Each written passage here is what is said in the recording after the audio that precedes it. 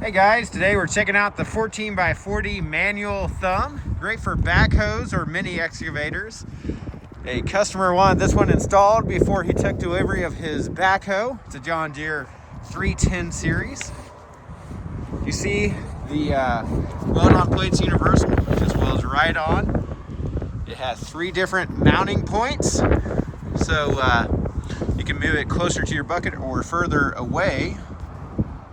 Makes it easier to grab smaller or bigger things, and it has dual tines or fingers with serrated edges. Also, you can take this pin out, put this cord, and then put your thumb right up against the stick, and then it pins up there right against the stick. This hole, this pin, and it sits right up against there, so it's completely unhindered to your digging. Appreciate you taking time to watch. Thanks for bearing with us. It's about 10 degrees below freezing out here today.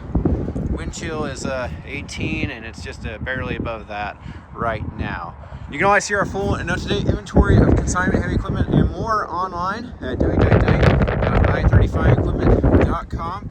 Here's a look at the sticker with the website. Appreciate you watching. Hope you have a wonderful day.